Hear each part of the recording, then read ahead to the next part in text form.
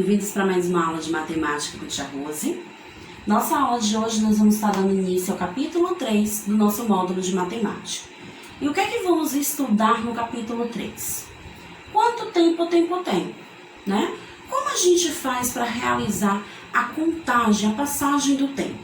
Quais são os instrumentos que a gente usa hoje? Quais instrumentos eram usados no passado? Então, antigamente, a contagem do tempo é uma preocupação antiga, né? Não é uma coisa que o homem criou atualmente. Então, ele já se preocupa com essa passagem, com essa contagem do tempo ao longo dos anos. Então, a contagem do tempo é uma preocupação antiga da humanidade. Por isso, ao longo da história, várias civilizações inventaram diferentes instrumentos para medir o tempo. Então, será que os instrumentos que a gente usa hoje são iguais aos instrumentos usados no passado? Então, vamos ver.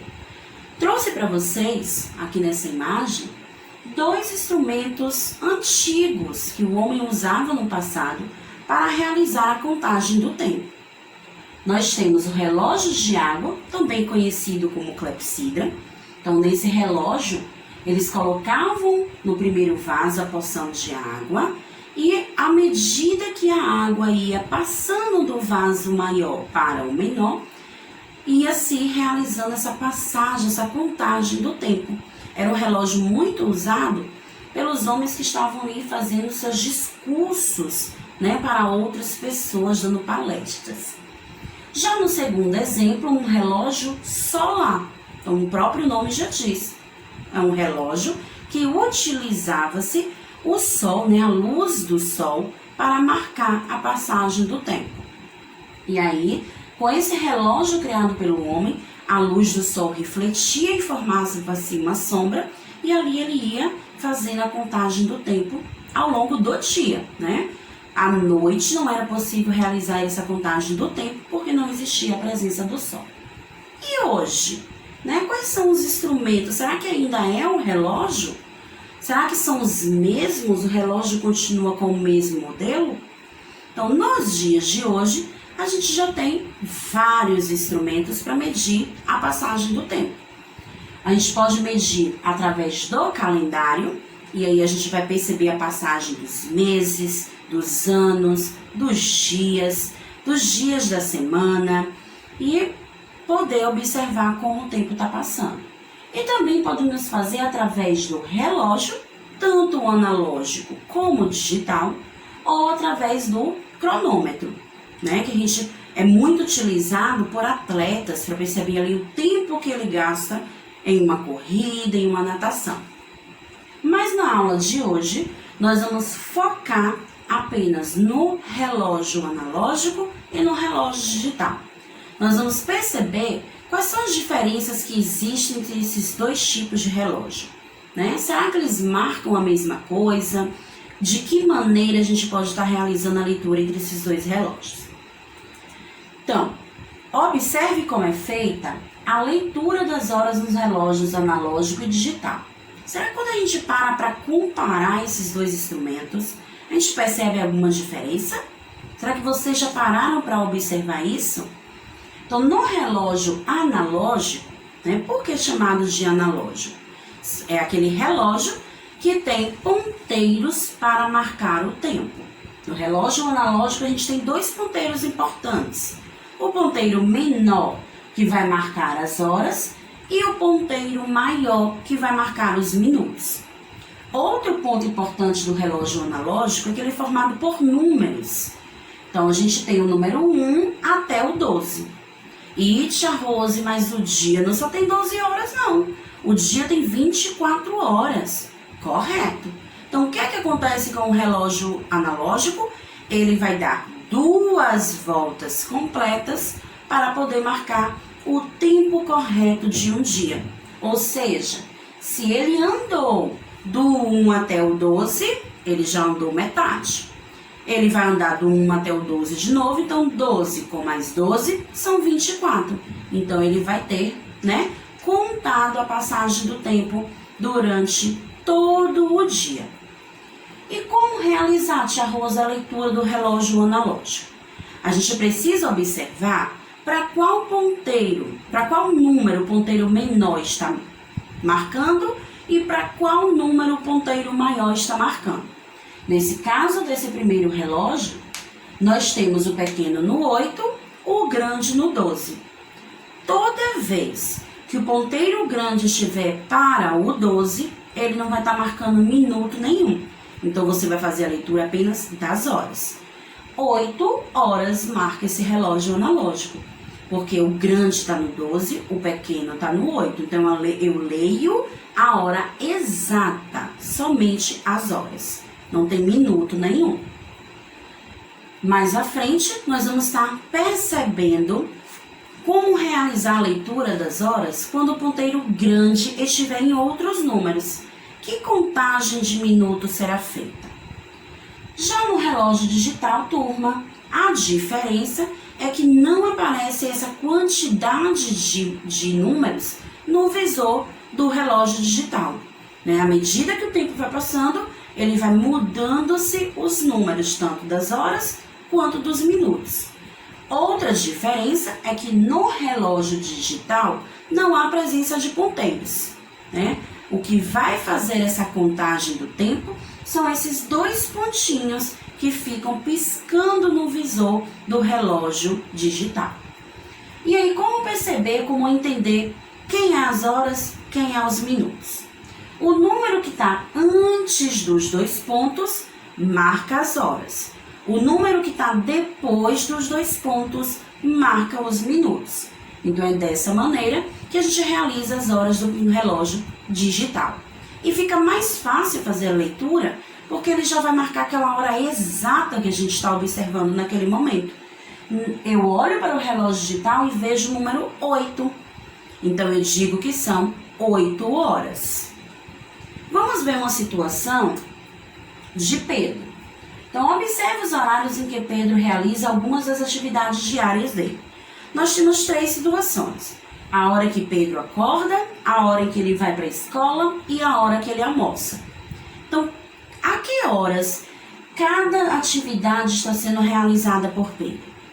Pausa o vídeo, tenta observar o relógio, o ponteiro pequeno, o ponteiro grande, para quais números eles estão apontando e descubram que horas cada situação de Pedro está sendo representada. E aí, vamos lá? Vamos conferir para ver se o que você anotou está correto? Na primeira situação, Pedro está acordando e nesse momento o ponteiro pequeno está para o 7, o ponteiro grande está para o 12. Então, ele está acordando às 7 horas. É a hora exata porque o ponteiro grande está no 12 e ele não representa minuto nenhum. Já na segunda situação, o ponteiro pequeno está no 7 e a gente pode observar que o ponteiro grande já caminhou metade do relógio. Então, ele não está mais no 12. Então, 1 hora tem 60 minutos. Se ele já andou metade do relógio, uma volta completa no relógio é 60 minutos. Ele andou metade, então quem é a metade de 60? 30. Então, eu leio 7 horas e 30 minutos. É a hora que Pedro vai à escola. No último relógio, nós temos o pequeno no 12, o grande no 3. Então, a que horas Pedro está almoçando? Se o pequeno está no 12, eu começo lendo as horas. 12 horas. E os minutos, já que está no 3, eu digo 12 e 3? Não. No relógio analógico, a gente percebe a presença de tracinhos entre os números que aparecem. Cada tracinho desse representa 1 minuto. Então, do 12 para o 1, passaram-se 5 minutos. Do 1 para o 10, mais 10 minutos. Eu acrescento mais 5, então passaram-se 10 minutos. Do 2 para o 3, mais 5 minutos vão passar. Então, tinha 10, com mais 5, 15. Então, a gente diz que o último relógio onde Pedro está indo para almoçando marca 12 horas e 15 minutos. Então, vamos agora, turminha, entender melhor como é essa contagem dos minutos no relógio analógico. Complete os quadros com a leitura dos minutos no relógio analógico. Essa é uma missão para vocês. Tia Rose vai estar explicando e vocês irão completar no livro de matemática esse quadro com os minutos que cada número representa. Como eu disse, entre um número e outro, há a presença de tracinhos, que representa 1 minuto. Então, do 12, que é o 0.0, é onde o minuto começa-se, nós vamos estar a contagem de 1, 2, 3, 4, chega no 1, 5 minutos. Então, por isso que quando o ponteiro grande apontar para o 1, nós vamos contar 5 minutos. Do 1 para o 2, é só a gente acrescentar mais 5, porque essa quantidade de tracinhos que existe do 12 entre o 1 vai ser a mesma quantidade entre os outros números. Então, a cada número que a gente for contando, aumenta-se 5 minutos. Então, o 1 marca 5 minutos, eu acrescento mais 5 no 2, forma-se 10 minutos. Acrescento mais 5 no 3, forma-se 15 minutos. Então, quantos minutos será no 4? Já que eu tenho que ir acrescentando de 5 em 5. O 4 vai estar representando 20 minutos. O 5, 25, o 6, 30 e assim sucessivamente aumentando de 5 em 5. E vocês irão completar os próximos números. Completem porque esse desafio a gente vai estar sendo corrigido na nossa aula online. Uma coisa importante da gente perceber é que o relógio ele tem uma ligação com a tabuada do 5, né? A tabuada da multiplicação do número 5. Quando você multiplica 5 vezes os números que estão no relógio, o resultado que você irá encontrar é o número de minutos que ele representa. Então, quando eu digo 5 vezes 1, eu tenho 5. É o minuto que representa o número 1. 5 vezes 2, 10. É o minuto que o número 2 representa. 5 vezes 4, 20. É o número que o 4 vai estar representando. Então, vocês podem fazer essa ligação da tabuada do 5 com o relógio analógico. Vamos analisar agora, turma, um exemplo de um relógio digital. Observe as horas do relógio digital a seguir e responda aos itens. Então, nesse relógio, nós temos 12 horas e 1 minuto. O que representa o número 12? Então, como nós vimos anteriormente, os números que estão antes do ponteiro representam-se as horas. Então, o número 12 está representando a hora. O que representa o número 1? O que está depois do 2 pontos é o minuto. Então, o 1 está representando o minuto. Qual é o maior número que pode aparecer no lugar do 1? Então, já que o número 1 está no lugar do minuto, qual o maior número que pode aparecer ali? A gente já aprendeu que uma hora vai ter o total de 60 minutos. Mas o número 60 não aparece aqui. Porque quando ele chega no 59 e vai mudar para o 60, ele zera os minutos e a hora vai mudar. Porque quando completa 60 minutos, muda-se as horas. Então, o maior número que pode aparecer é o 59. Né? Chegou no 59, zera os minutos e muda a hora. O que marcava no visor antes de 12 e 1? Então, quando eu quero saber antes, eu vou tirar 1 minuto, né? 1 minuto a menos. Então, será 12 horas e 1 minuto. Eu retiro 1 minuto, então a hora que estava marcando antes eram 12 horas. Turma, nós temos um desafio importante para a nossa aula de hoje. Vocês terão a missão de construir uma clepsidra, ou seja, um relógio de água. Vocês vão seguir todo o passo a passo que a tia Rose vai estar explicando agora. Podem também seguir essas orientações pelo livro de matemática e irão construir essa clepsidra, responder as perguntas que tem no livro de matemática e nós vamos discutir sobre esse assunto na nossa aula online. Quais materiais vocês vão precisar para a clepsidra?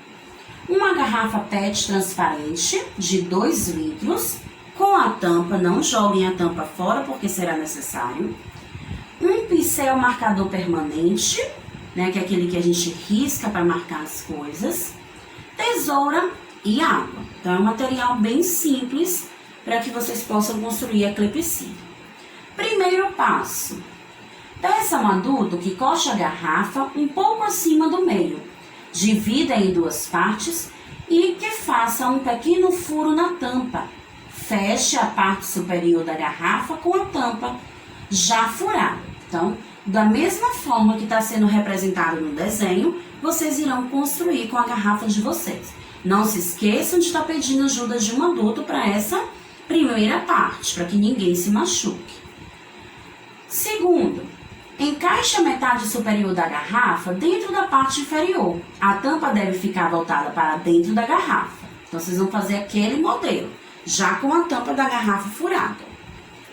Encha a parte superior da garrafa com água. O líquido deve gotejar lentamente para dentro do interior. Então, quando vocês forem colocar água na parte de cima, vocês vão perceber que vai estar começando a gotejar aquela água que você colocou. Ou seja, vai estar começando a fazer a contagem da passagem do tempo. Enquanto a água goteja, marque no relógio ou no cronômetro, que pode ser o cronômetro do seu celular, 2 minutos. Quando terminar o tempo, faça uma marca na parte inferior da garrafa no local em que o nível da água se encontra. Está pronta sua clepsidra.